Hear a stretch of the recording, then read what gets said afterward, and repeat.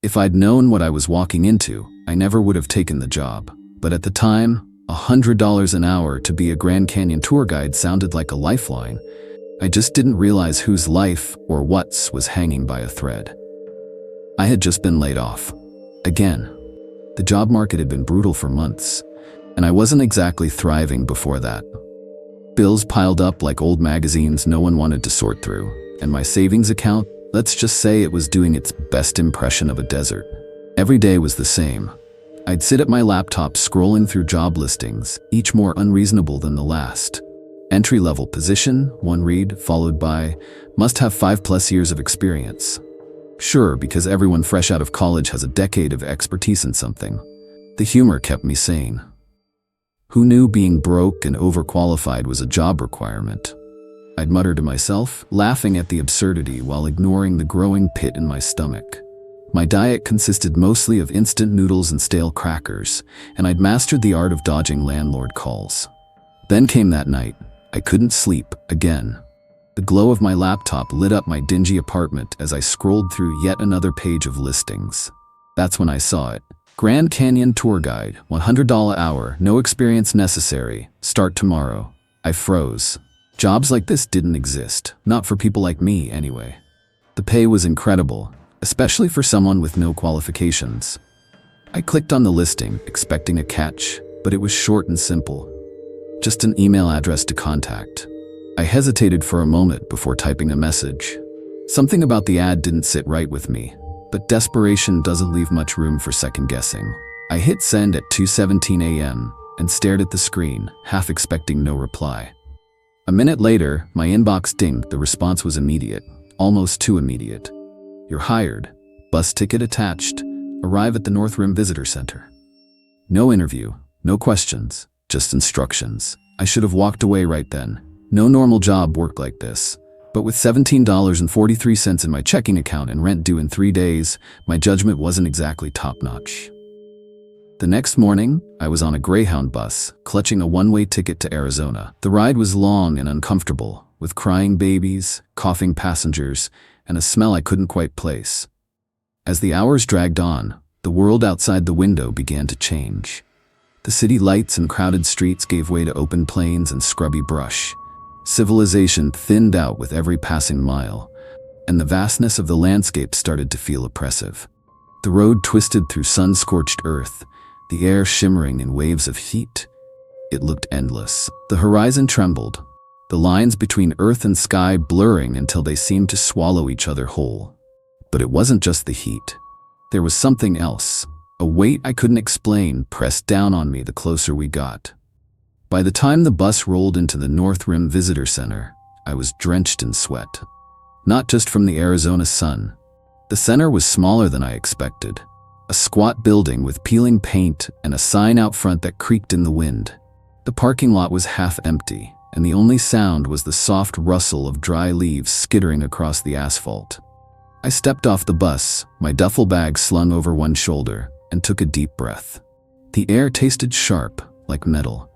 Inside, a woman waited behind the counter. She was older, with sharp eyes that seemed to weigh me the moment I walked in. Her name tag read Eliza, though the letters were so worn they were barely legible. You must be the new guide, she said, not even waiting for me to introduce myself.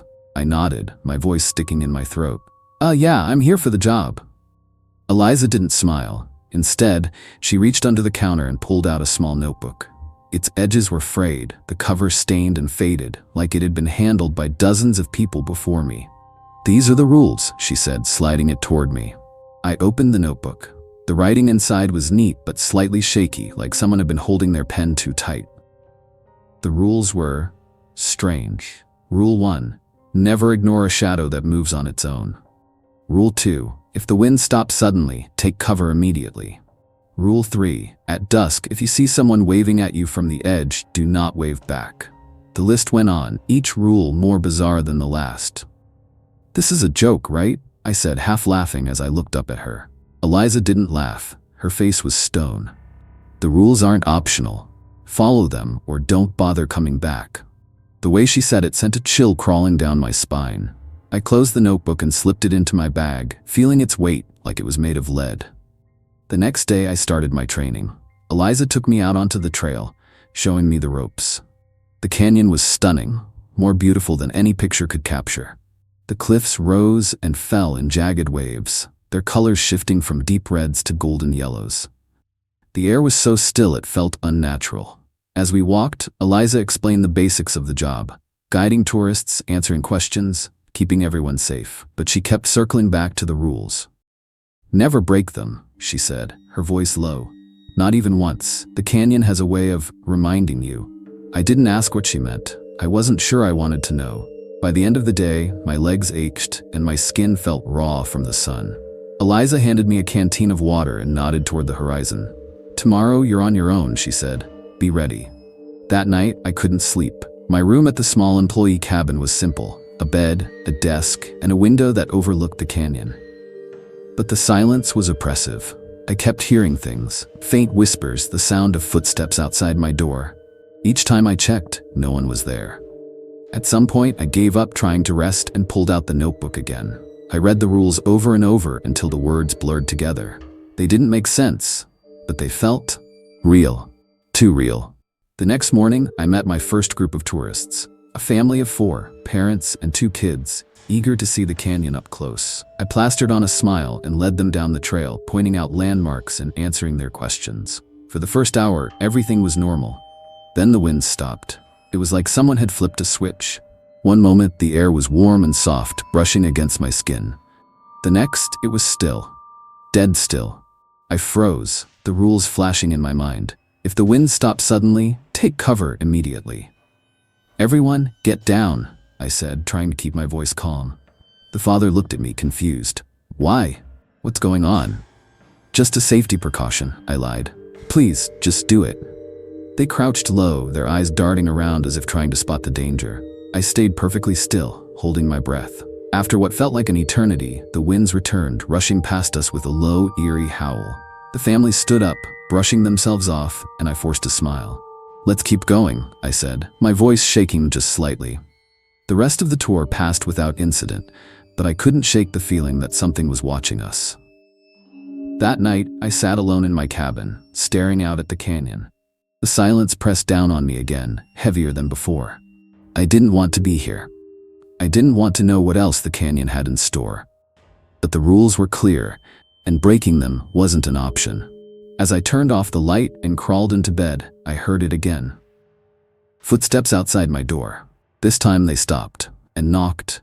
"This isn't just a job, it's survival." That's what she said to me the moment I stepped off the bus. I should have turned around right then. But desperation? Desperation has a funny way of making you ignore warnings, even the ones written in bold and underlined. So there I was, staring down into the vast emptiness of the Grand Canyon, holding a notebook full of rules that didn't make sense. And before I knew it, the canyon began to show me just how much it didn't care whether I survived or not. The bus rolled to a stop with a metallic groan. Outside, the world was quiet, save for the steady whisper of the wind. I stepped off, the soles of my shoes crunching against gravel, and took in my surroundings. The visitor center was old, faded paint peeling from the wood, a warped sign creaking on rusted hinges. The smell of sun-baked earth filled the air, mingling with something else, something faint and metallic that made me pause. Inside it was cooler, though not by much.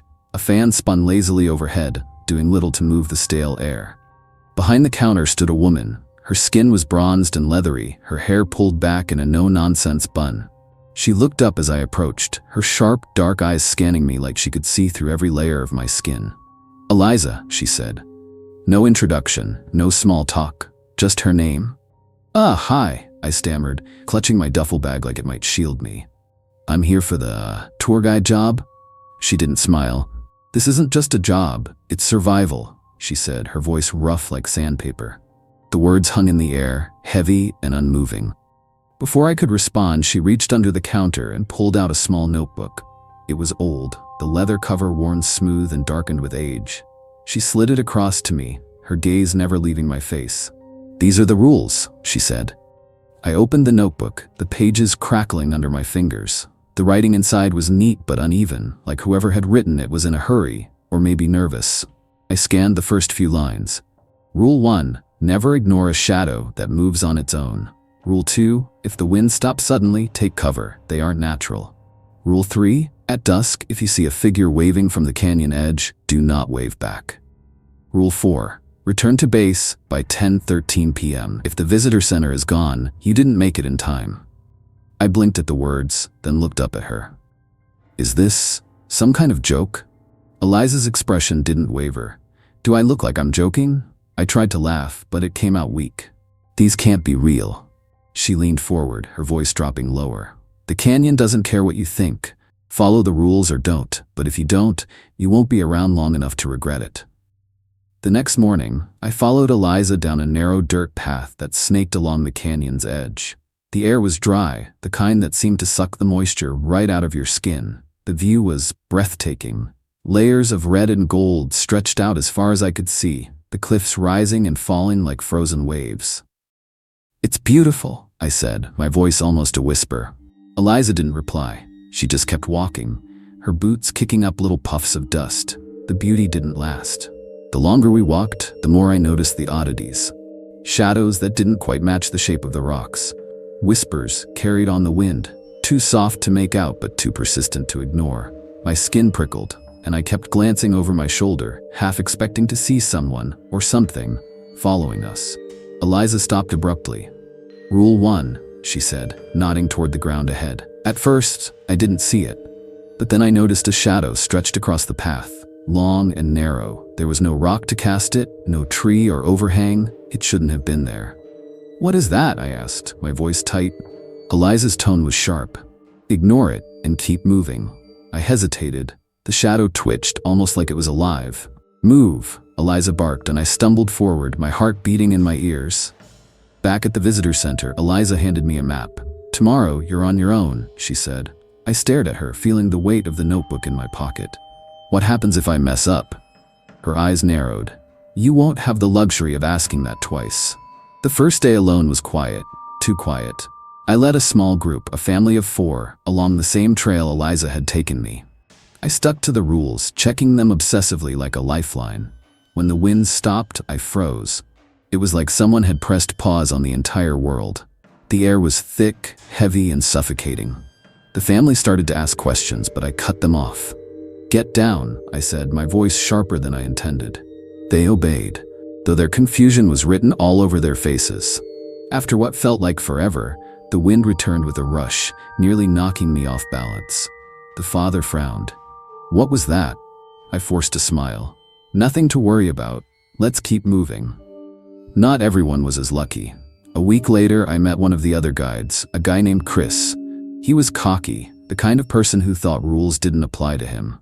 We were leading separate tours that day, but our paths crossed at the trailhead. Come on, you don't actually believe that notebook garbage, do you? He said, grinning. I didn't answer. That afternoon, I heard the screams. They echoed off the canyon walls, sharp and panicked. By the time I got to where his group had been, there was no sign of Chris, just his hat, lying on the ground at the edge of the cliff. My first dusk tour was the worst. The family I was guiding was nice enough, a couple and their young son. But the kid was restless, constantly running ahead despite my warnings. As the sun dipped lower, the light shifted, casting long, twisted shadows across the trail. Then I saw it. A figure standing at the edge of the canyon, waving. The boy stopped and raised his hand. No, I shouted, rushing forward and grabbing his arm. The mother looked at me, startled. What's wrong? I pointed ahead. The figure was gone. Nothing, I said quickly. It's just not safe to get too close to the edge. The worst came later. The winds returned, but this time they weren't alone. Voices rode on the air, faint but growing louder. Shadows moved in the periphery, flickering just out of sight. The family huddled together, their fear palpable. We need to move, I said, keeping my voice steady. Shapes began to rise from the shadows, twisting and stretching into forms that didn't make sense. We ran. By the time we reached the visitor center, one of the tourists was missing. I spent that night sitting on the floor of my cabin, the notebook open in front of me. The rules were all I had, but even they didn't feel like enough. Eliza's voice echoed in my mind. Follow them or don't. But if you don't, you won't be around long enough to regret it. This is where the canyon starts to reveal its true face. And trust me, it's not the kind of face you ever want to see.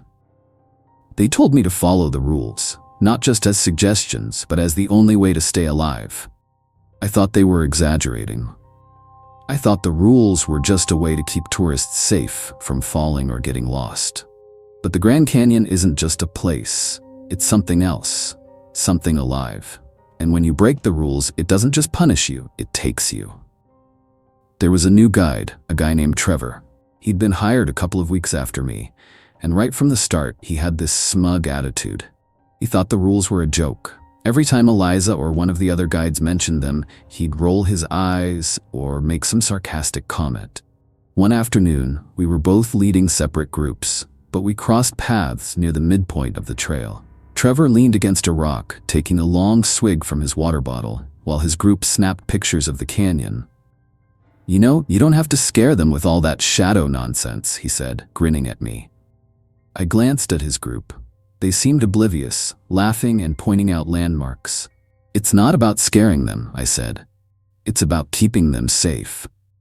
Trevor shrugged. "Safe from what? Ghosts? Monsters? Come on, man. It's just a canyon, big, empty, and full of rocks." I didn't bother arguing. People like Trevor didn't listen until it was too late. A little while later, I heard the scream. It echoed through the canyon, sharp and desperate. I left my group with a quick excuse and ran back down the trail toward the sound. When I got there, Trevor's group was huddled together, their faces pale. Trevor was gone. One of the tourists, a young woman clutching her phone like a lifeline, pointed toward the edge of the cliff. "He was looking down," she said, her voice shaking. "He just disappeared." I stepped closer, cautiously peering over the edge. The drop was sheer, nothing but jagged rocks and shadows below. But it wasn't the fall that bothered me. It was the way the shadows moved. They weren't still, like shadows should be. They shifted, twisting and curling like something alive. Trevor hadn't just fallen. He'd been taken. Later that evening, Eliza found me sitting outside the visitor center, staring at the notebook. She didn't say anything for a while, just lit a cigarette and leaned against the wall. "Trevor broke a rule, didn't he?" she finally asked. I nodded. "He looked down for too long." She exhaled a long plume of smoke, her eyes fixed on the horizon. "The canyon doesn't like curiosity, especially not the kind that lingers." I didn't ask what she meant. I already knew. My first solo tour came a couple of days later. I'd spent the entire night before tossing and turning, replaying Trevor's disappearance in my head. The rules felt heavier than ever, like they were pressing down on me. The family I was guiding seemed harmless enough, a couple from Michigan and their 10-year-old son, Ben. They were excited, snapping pictures and asking the usual questions about the canyon's history and wildlife. For the first hour, everything was fine. Then we hit dusk. The light began to change, painting the canyon walls in deep oranges and purples. The shadows grew longer, stretching across the trail like fingers. That's when I saw it. A figure standing at the edge of the canyon, silhouetted against the fading light. They were waving. My stomach dropped. Rule 4, at dusk, if you see a figure waving, do not wave back. I tried to keep my voice calm. "All right, folks, let's keep moving. We're almost at the next overlook." Ben, of course, was already running ahead. "Look, Mom, there's someone over there." "No," I shouted louder than I meant to. Ben froze, his hand halfway raised. I reached him in 3 quick strides, grabbing his arm and pulling him back. "Don't do that," I said, my voice low and firm. The boy frowned. "Why? It's just some guy." "There's no one there," I said. He looked back toward the edge. The figure was gone. I managed to get the group moving again, but the atmosphere had shifted. The canyon felt wrong. The air was too still, the sounds too quiet. Even the wind seemed to hold its breath. Then the voices started. They came on the wind, faint at first, like whispers just out of reach. But they grew louder, overlapping and echoing until it was impossible to tell where they were coming from. The shadows along the trail began to move, stretching and twisting into shapes that didn't make sense. "Is this part of the tour?" the father asked, his voice tinged with nervous laughter. "No," I said. "Stay close to me. Don't stop, and don't look back." We kept walking, the whispers growing louder with every step. Shapes began to rise from the shadows, forming figures that flickered in and out of sight. They didn't have faces, just empty voids where eyes and mouths should have been. Ben screamed. I turned to see one of the shapes reaching for him, its elongated arms stretching like smoke. I grabbed his hand and pulled him forward, forcing the group to move faster. "Don't stop," I said, my voice shaking. The path ahead twisted and turned, the shadows pressing in closer.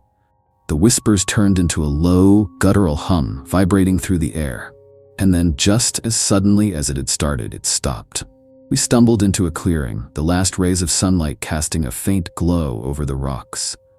The shapes were gone, the whispers had faded, but one of the tourists was missing.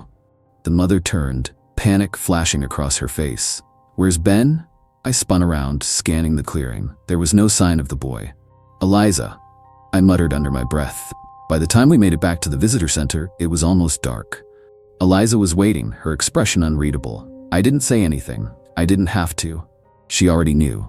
"The canyon takes what it wants," she said quietly. "All you can do is follow the rules and hope it's enough." I didn't sleep that night. There's a point where fear stops being an instinct and becomes something else. Something heavier. You stop thinking about escape or safety and start asking yourself why you ever got into this in the first place. That's where I was at 10:13 p.m., staring at what was supposed to be the visitor center. It wasn't. It was something else now. Something that didn't want me to leave. And the rules, the ones that were supposed to keep me safe, this time, following them, wasn't going to save anyone. The trail was dark. My flashlight barely cut through the shadows, the beam shaking because I couldn't steady my hands. It was late, too late. I'd spent the last hour searching for a missing tourist, someone who'd wandered off from their group despite my warnings. Rule 7, stay on the path. They hadn't. I should have gone back. Every instinct screamed at me to return to the visitor center, to let the canyon do what it wanted. But I couldn't leave them out here, not like this. By the time I reached the clearing, my watch read 10:12 p.m. The visitor center should have been just ahead, its familiar outline rising against the night sky. But it wasn't. The building was there, but it wasn't the same. The windows were broken, jagged shards of glass catching the moonlight. The doors hung crookedly, barely attached to their frames. The walls were dark, streaked with something that looked like rust. Or maybe it wasn't. I stopped, my breath catching in my throat. 10:13, I whispered, the rule flashing in my mind. Return to base by 10:13 p.m. If the visitor center is gone, you didn't make it in time. I reached for my walkie-talkie, my fingers fumbling with the buttons. "Eliza?" Her voice crackled through the static, sharp and tense. "Where are you?" I'm at the visitor center," I said, my words stumbling over each other. "But it's not." "Don't go inside," she cut me off. Her tone was firm, almost panicked. "No matter what you hear, don't go inside. Turn around and leave. Now." I wanted to. God, I wanted to. But then I heard it, a voice. "Help." It was faint, barely audible over the wind, but it was there. "Please, someone help me." The tourist. They were inside. "Eliza, there's someone in there," I said, my voice shaking. "Leave them," she snapped. "You don't understand. That's not the visitor center anymore. It's something else." I hesitated, the walkie-talkie heavy in my hand. Another cry echoed from the building, louder this time. I couldn't leave them. "I have to go," I said, cutting off Eliza's protests as I clipped the walkie-talkie to my belt. The air felt thicker as I approached the building, like every step took more effort than it should have.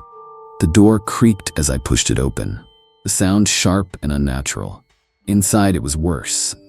The walls seemed to move, their surfaces rippling like water. The floor beneath my feet felt soft, almost spongy, and the air was filled with a low hum, like a swarm of insects just out of sight. "Hello?" I called out, my voice swallowed by the space. The hum grew louder, morphing into whispers that seemed to come from everywhere at once. "Why did you come here?" I froze. The voice wasn't human. It was deep, layered, like multiple people speaking in unison. "I'm looking for someone," I said, my voice barely above a whisper. The whispers shifted, twisting into laughter. "They don't belong here. Neither do you." The hallway stretched out in front of me, longer than it should have been. Doors lined the walls, each one slightly ajar, revealing glimpses of things I couldn't understand. A forest, a bedroom, a dark void that seemed to go on forever. "Help me." The voice came again, closer this time. I forced myself to move, my legs trembling with every step. The walls pulsed as I passed, their surfaces shifting like they were alive. One door slammed shut as I approached, the sound reverberating through the building. I found the tourist in a corner room, huddled on the floor. They looked up as I entered, their eyes wide with terror. "We have to go," I said, reaching for their arm. They didn't move, their gaze fixed on something behind me. I turned slowly, my flashlight flickering over the walls. Shapes began to emerge from the shadows, their forms twisting and stretching as they moved closer. "We have to go now," I repeated, pulling the tourists to their feet. The room shifted as we ran, the door slamming shut behind us. The hallway wasn't the same anymore. It twisted and turned, the floor slanting at impossible angles. The whispers followed us, growing louder and more frantic. "Why did you come here? Why did you stay?" The front door was in sight, its frame flickering like it wasn't entirely there. I pushed the tourist ahead of me, shouting for them to run. The walls began to close in, their surfaces bubbling and stretching like they were trying to swallow us whole. "Don't stop," I yelled, my voice drowned out by the whispers. We burst through the door, stumbling onto the gravel outside. The air was cold, biting against my skin. Behind us, the building groaned, its form shifting and twisting until it collapsed in on itself. For a moment, there was silence. Then the wind picked up, carrying the sound of laughter that faded into the night. Eliza was waiting for us at the edge of the clearing, her face pale but calm. "You shouldn't have gone in," she said quietly. I didn't respond. She sighed, lighting a cigarette with shaking hands. "The canyon doesn't forgive. It lets you think you've escaped, but it's always watching, waiting for you to slip up again."